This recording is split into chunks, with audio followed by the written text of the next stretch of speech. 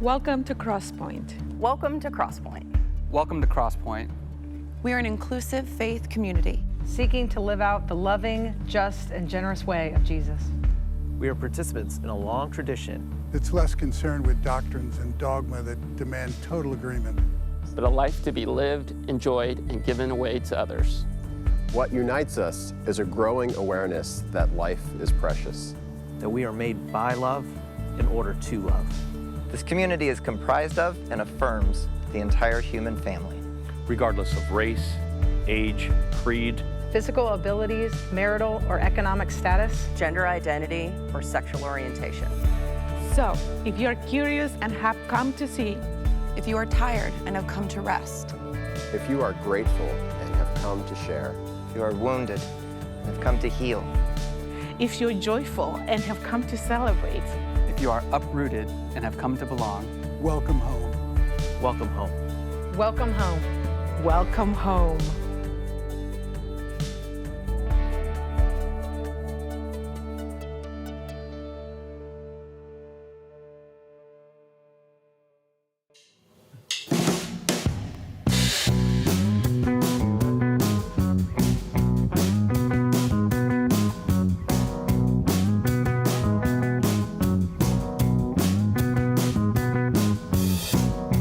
Once darkness was our guide,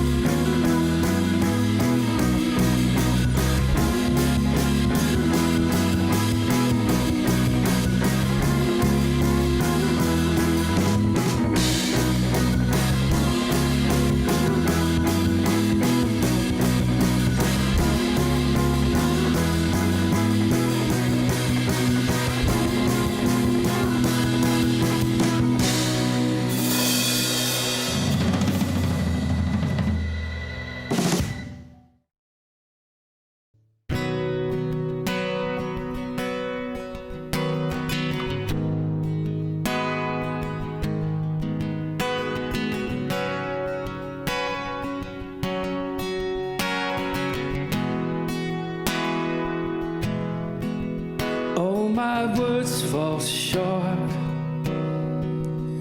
I've got nothing new. How could I express all my gratitude? I could sing these songs as I often do, but every song must stand, and you never do. So I throw up my hands and praise you again and again, 'cause all that I have is a hallelujah, hallelujah. And I know it's not much, but I'm nothing else fit for a king, except for a heart singing hallelujah, hallelujah.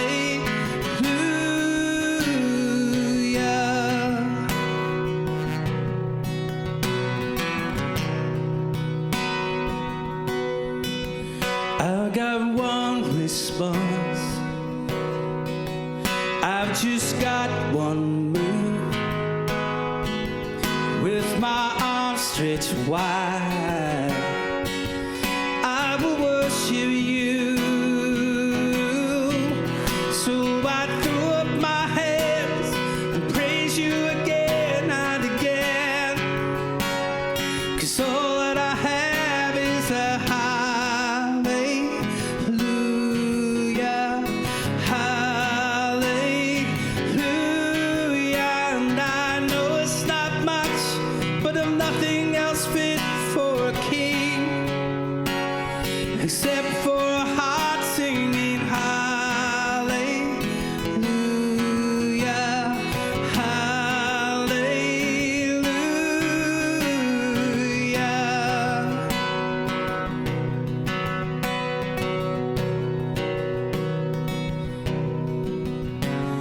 So come on, my soul, oh, don't you get shy of me. Lift up your song, 'cause you got a lion inside of those lungs. Get up and praise the Lord.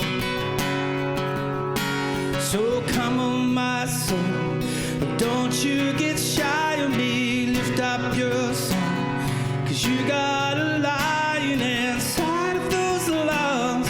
Get up and praise the Lord. So come on, my soul, don't you get shy of me. Lift up your song, 'cause you got a lion inside of those lungs. Get up and praise the Lord.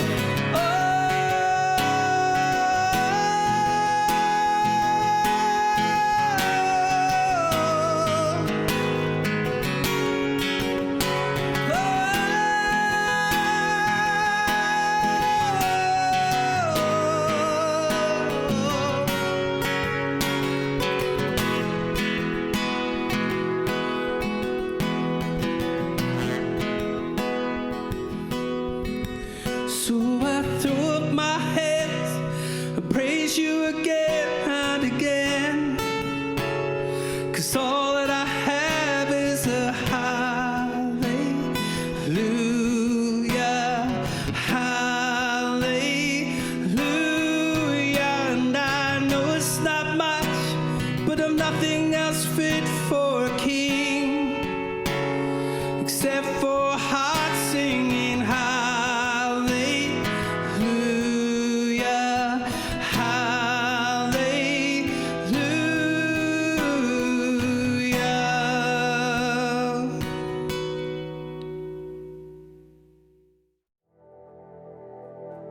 There are many ways we collaborate with each other to be the church we're called to be and to serve how we serve. And our contributing financially is one of the most important of those ways. If you want to help fund and sustain what we get to do together, go to crosspoint.org/contribute to see the many simple ways that you can do so. You can even text Crosspointe NC to 77977 to receive a link to get started now. Thank you for your partnership in the work we do together.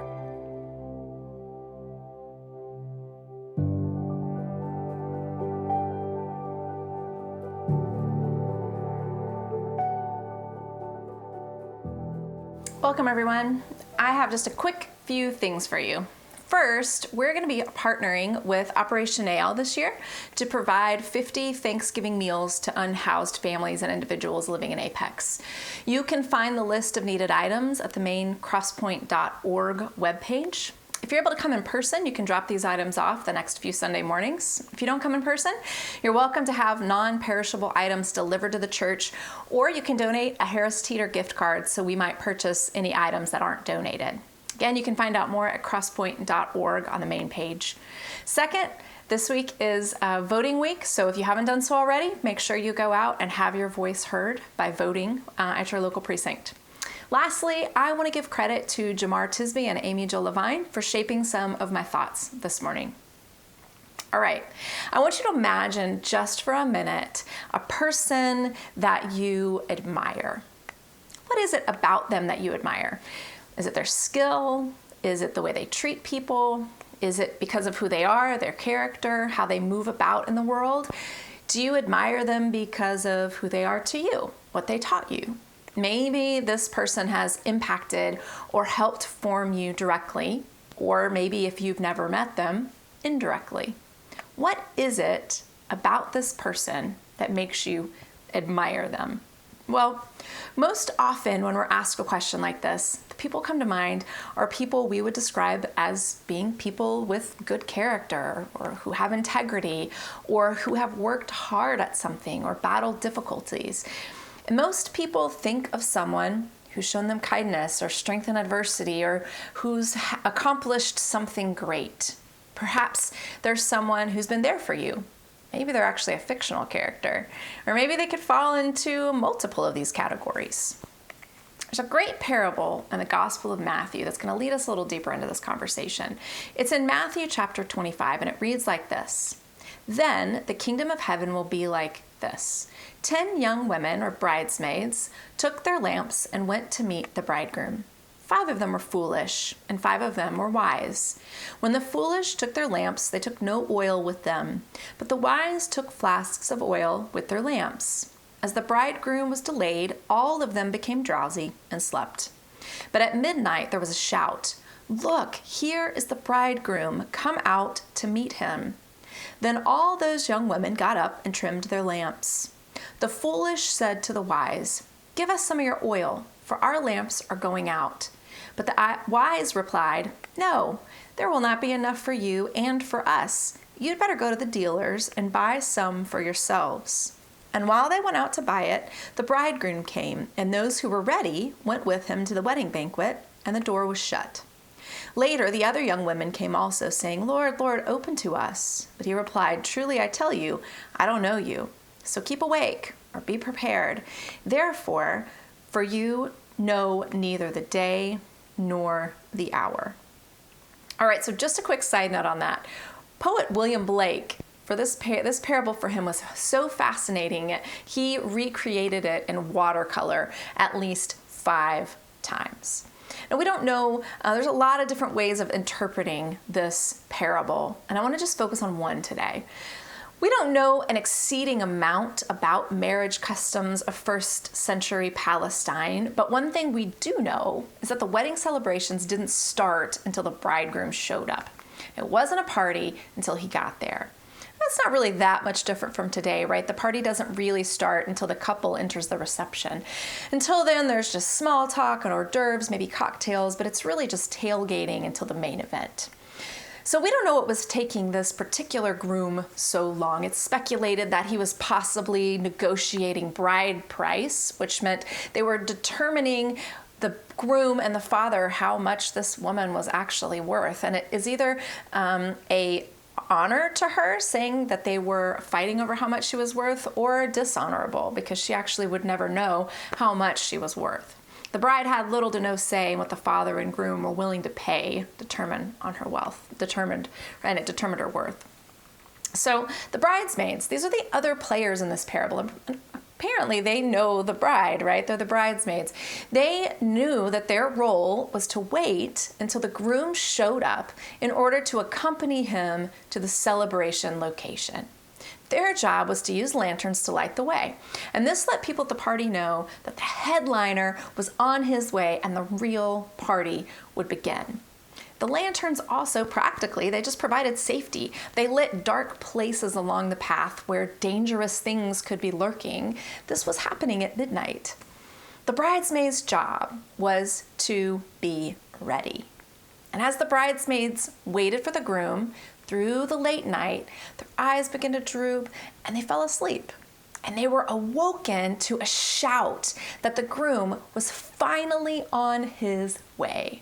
So they all jumped up, and the foolish bridesmaids jumped up, ready to fill their lamps with oil and fulfill their bridesmaid duties. But they realized that they were short on both time and supplies. And they asked the wise bridesmaids to share their oil, which was an essential ingredient for lighting a lamp. And the wise bridesmaids refused. And the unwise women, they were forced to go to the local Walmart in the middle of the night to get supplies. When they made it back, the party was in full swing, the doors were locked, and no matter how they tried to talk their way in, they were forced to remain on the periphery and only listen to the activities from the outside the walls. So their lack of preparation kept them from participating. They had lanterns full of oil and nowhere to use them at this point. Jesus told a lot of parables, and most often it can be difficult to ascertain the meaning. However, one thing we can be clear on, this is not a parable about the perils of nap taking or falling asleep on the job. The issues with the foolish bridesmaids wasn't that they fell asleep. The parable is clear that all the bridesmaids, the ones called foolish and the ones called wise, they all were sleeping. The problem was that half of them weren't prepared to begin with. And the last phrase in there that says keep awake, gregorgero, it's actually better translated be prepared. And the foolish bridesmaids weren't prepared, so they weren't able to participate. The unwise bridesmaids, they experienced the futility of trying to prepare after the time had passed. The wise bridesmaids, they also chose not to share their oil. I mean, what would it have hurt, really? Let's be honest, this seems a little bit unfriendly, a little bit selfish. Aren't we supposed to help a girl out? Well, from a different perspective, the women who were prepared with the oil, they were keenly aware of what it would take to complete their task and to honor the groom and the guests waiting at the celebration. The groom's arrival time, it was unpredictable. And even though the women didn't have an itinerary or the timeline, they had prepared enough oil to be ready through the night and then to light the way for the groom when they were called upon. And the wise bridesmaids knew it was better to have only 5 torches that could burn the whole journey up to the party, rather than to share the oil and risk all 10 torches going out and have to walk the rest of the way in the dark and giving no warning to the people ahead that the person of honor was near. And it would have also been opening up the groomsmen to the danger of the dark.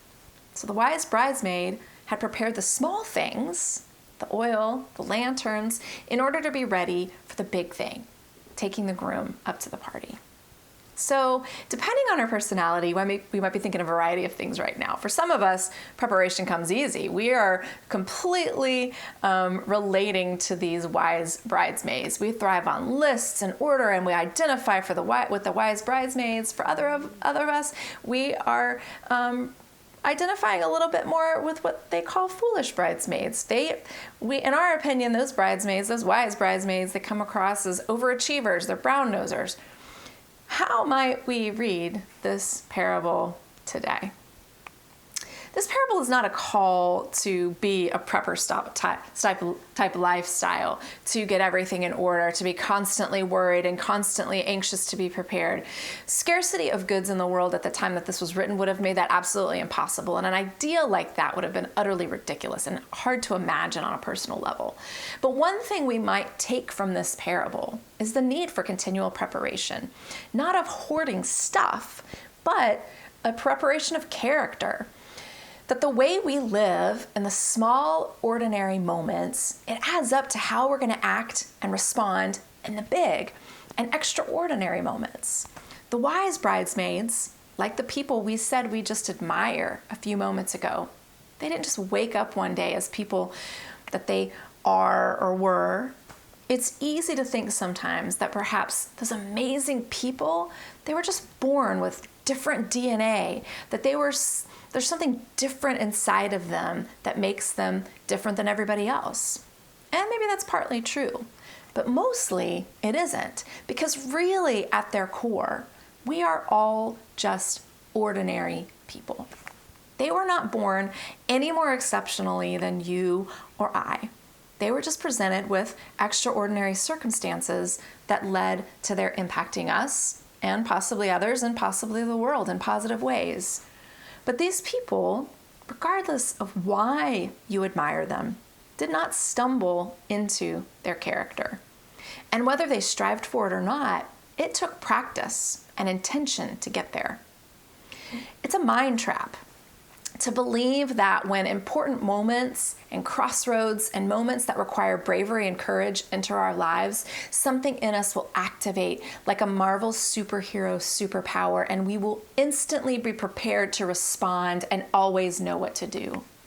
But the reason great people know what to do in hard situations and respond in ways that they do is because they've spent their lives living in such a way that's prepared them for those difficult moments or life-altering moments. And often we think that when important moments and crossroads enter our lives, we're just going to naturally know what we're supposed to do. Well, when we're faced with an injustice, we'll be filled with courage. When we're faced with bullies, we'll know what to do. But really, those situations of just knowing are the outliers. We think that there is something buried in us that will emerge under pressure. But if what's in us isn't strong enough and pure, and what comes out isn't going to be a diamond. Those great people, they didn't just wake up one day as people of character. Here's an example. I hope by now you've probably heard the story of Rosa Parks. We often remember her as this sweet and simple seamstress who just happened to be riding the bus in Alabama in December of 1955 and refused to give up her seat to a white man. Her actions were pivotal in kicking off the civil rights movement in the United States. But did you know that didn't happen on accident? Rosa Parks was well prepared for the situation on the bus that day. In her early years, she attended a girls' school in Alabama, where the motto was, "Take advantage of opportunities no matter how few they are." During her time at that school, she and other students lived in almost constant fear, because it was a place where the Klan and lynchings were real and constant threats for Black Americans. When she was older, Miss Parks and her husband were active members of the NAACP, where she worked as their secretary, where she fought inequalities in the criminal justice system, and where she fought for Black Americans to have legal representations.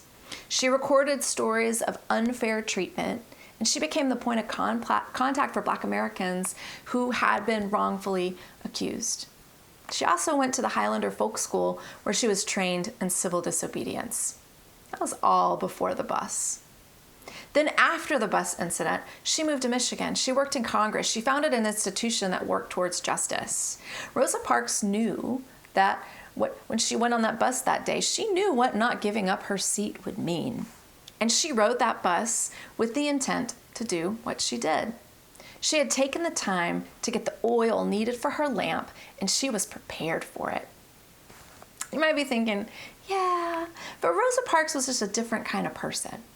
And perhaps that's true.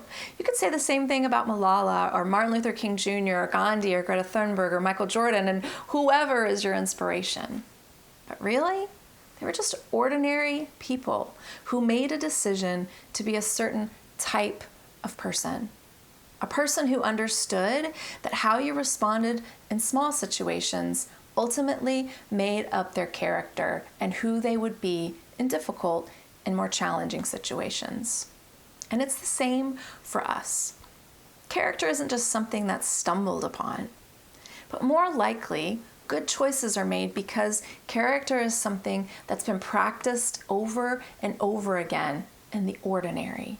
So when that extraordinary happens, there's enough oil stored in us to get us through the night.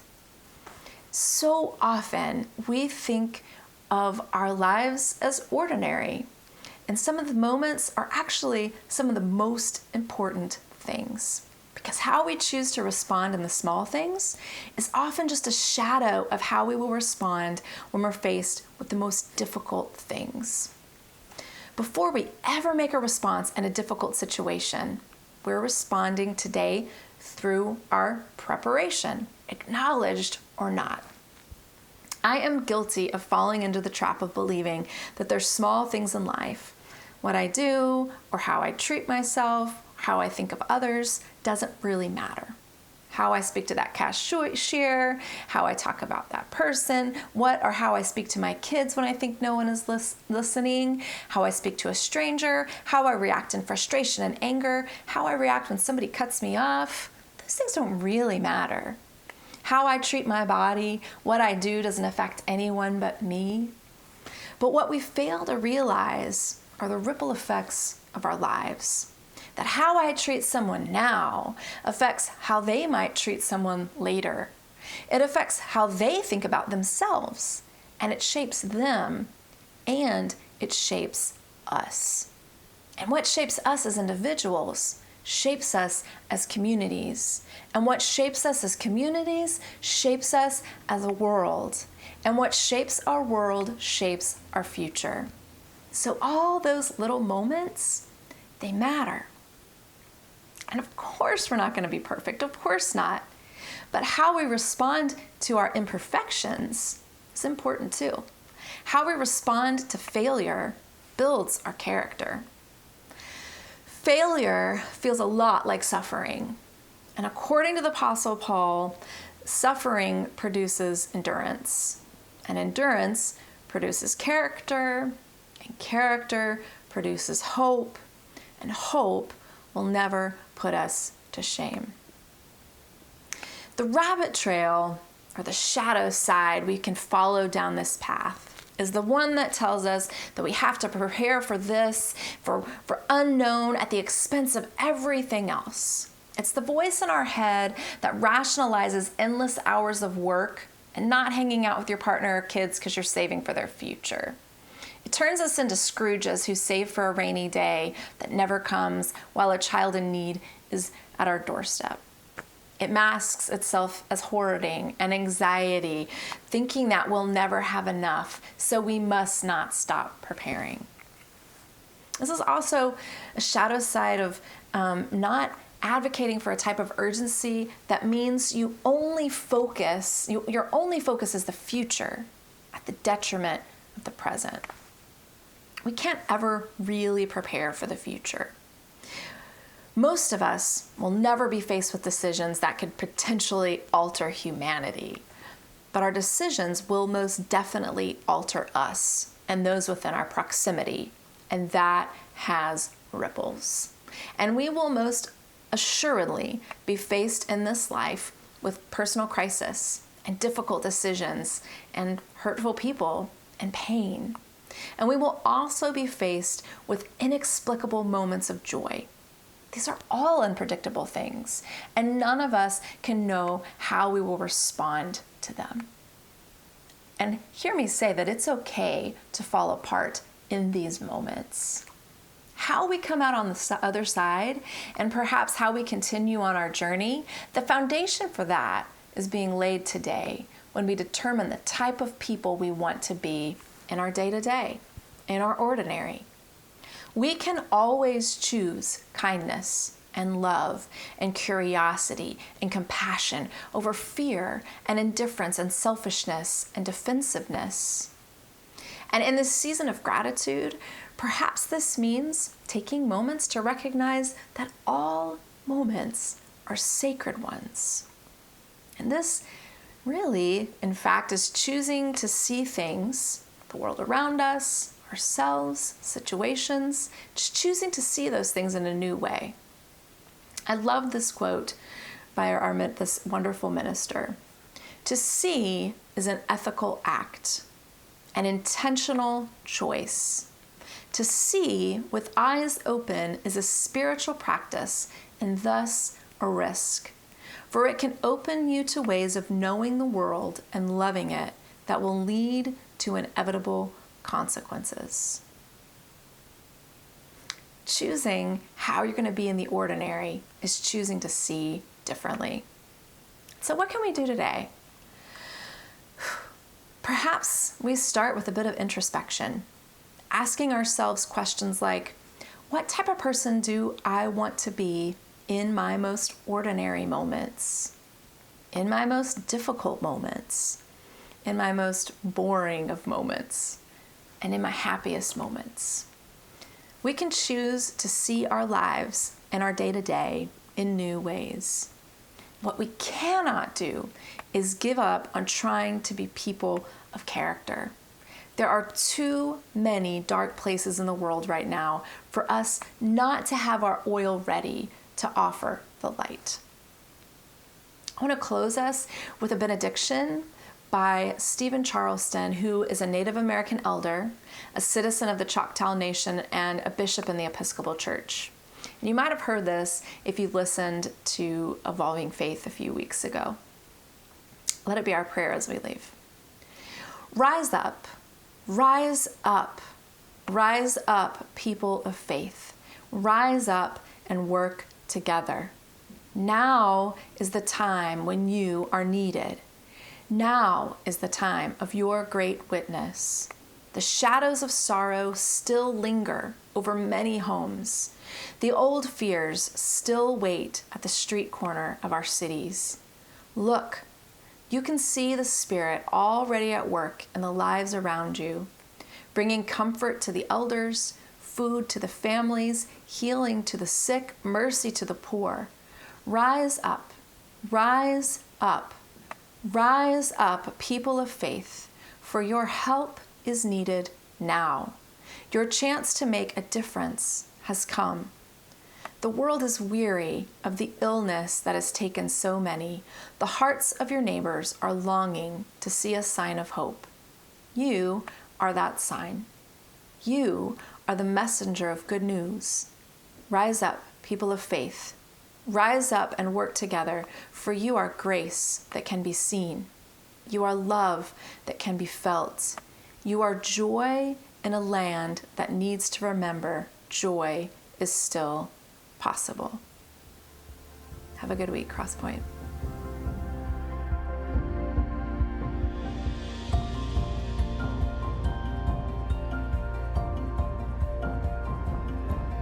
If you would like to know more or get connected to Crosspointe, go to crosspoint.org.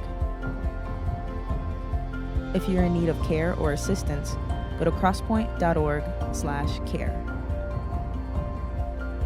And welcome home.